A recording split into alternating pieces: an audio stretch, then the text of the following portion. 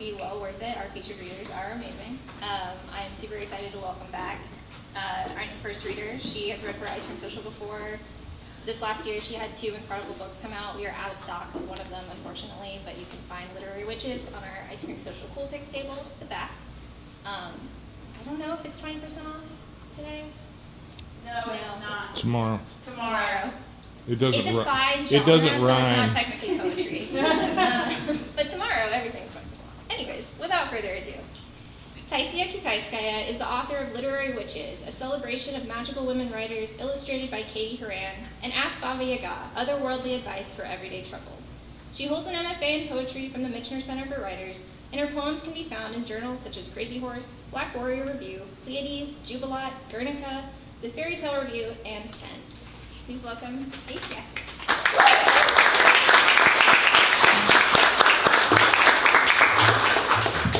Everyone who's read here has been so small. Just like little cupcakes, little ice cream cones.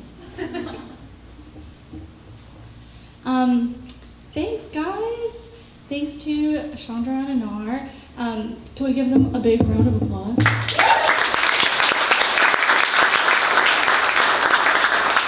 We basically created a literary community from scratch, and we know how important literary communities are. If you're here, you know what that means. It certainly means more to me the farther I am out of school. I really treasure. I used to take these things for granted. Now I put them in my calendar. Hey, so I'm going to read 3 poems. Just 3. It's going to be a breeze. The first one is called My Time with the Angels. Do you guys know any angels? Yeah.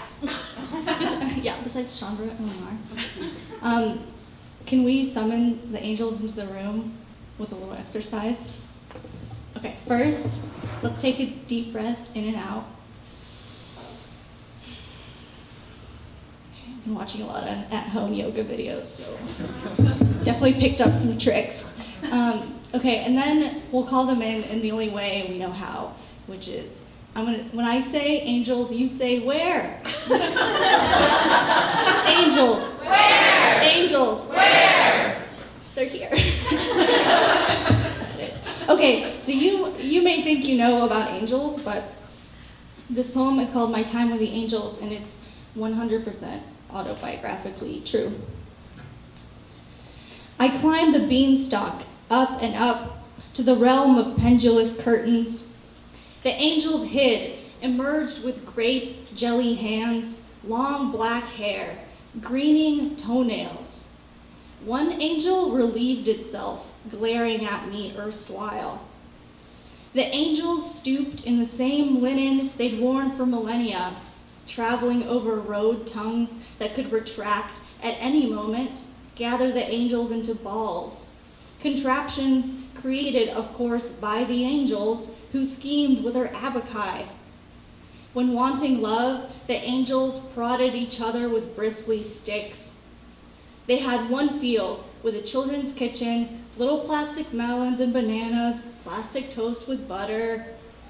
Regularly, an angel forayed, sat down in a tiny chair, and tried to have a melon or spread butter, as the other angels laughed, hooting, pointing, the kitchen angel turning red under unwashed hair.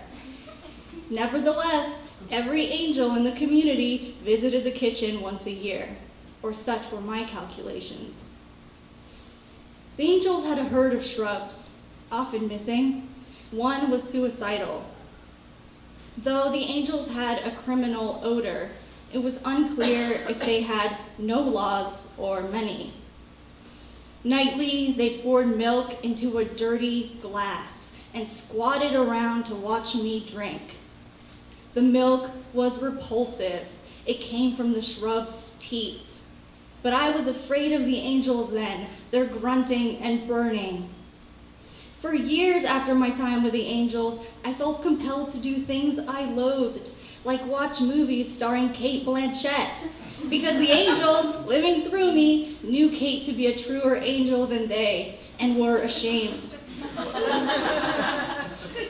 In my extensive scholarship on angels, I argue that shame and rebellion are integral to the angels, but these publications were pressured by tenure.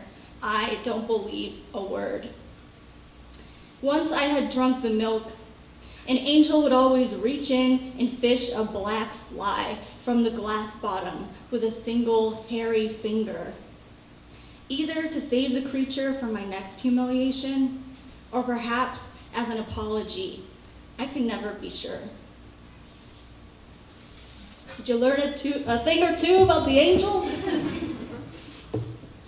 Okay, the second poem, you love me. You can't get enough of this. All right. Do you guys know about bog people? Yes. Yeah. Everyone knows about the bog people. The bog people, Kate Kelly, are, who wants to explain the bog people? Okay, I'll fucking do it. The bog people are people found in bogs. They're perfectly preserved human bodies that look like they were killed like a week ago, but they were really killed like 2,000 years ago. And people find them in Northern Europe when they're digging up peat moss for fuel, and then there'll just be a body there wearing a weird little cap, and the skin is all fresh, and if you cut them open, there's seeds in their bellies, and you can see what they ate when they died. So I read this book called The Bog People by a Danish archaeologist named P.V. Glob. It could be Globe. I think we're gonna go with Glob. Oh yeah, it's here, it's so good. Yeah, it was written in the 60s, but I think the science still stands. And he argues that the bog people were sacrificed to the fertility goddess, who is with us right now in the spring.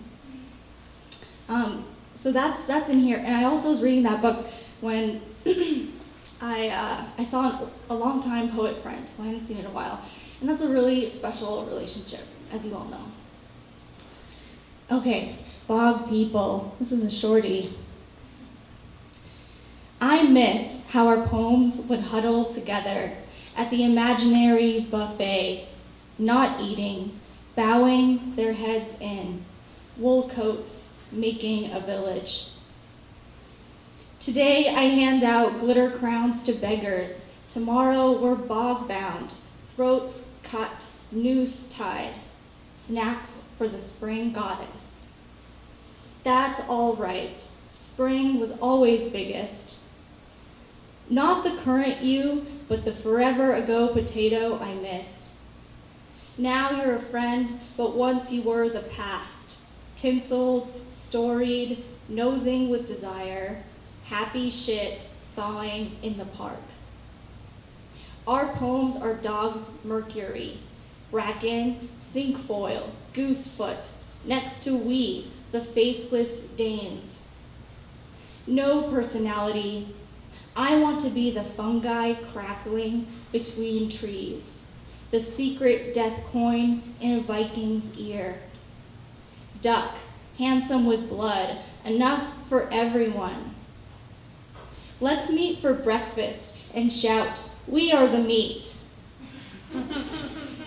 No fear, just springtime, and our bones marking the outlines of the village.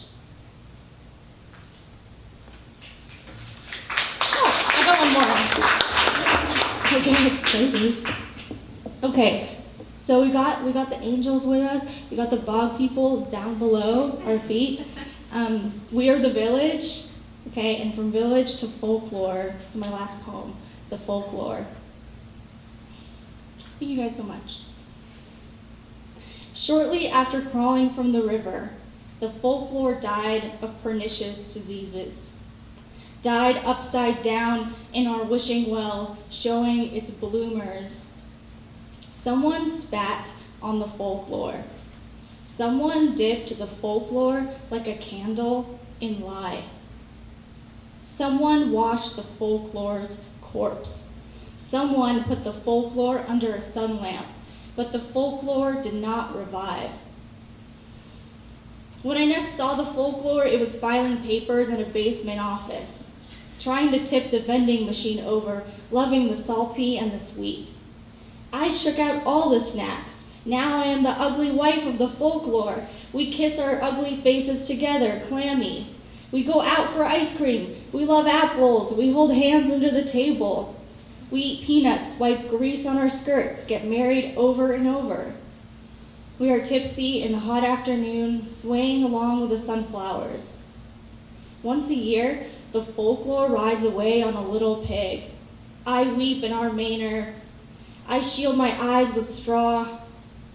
Then the folklore comes back with beads, honeycombs, gigapets. We are in love again. Knocking against each other, lurking in each other's dreams like sharks. We go to the Natural History Museum, disappear into the tanned cloaks of extinct peoples. We too are extinct and rolling down a hill, scooped by grass. How much longer can we go on living, dying, seeking the other in each inherited world? When you, the folklore, first swam towards me, you grabbed my ankles, you heaved yourself onto the banks, onto me. Dripping, we began. Thank you.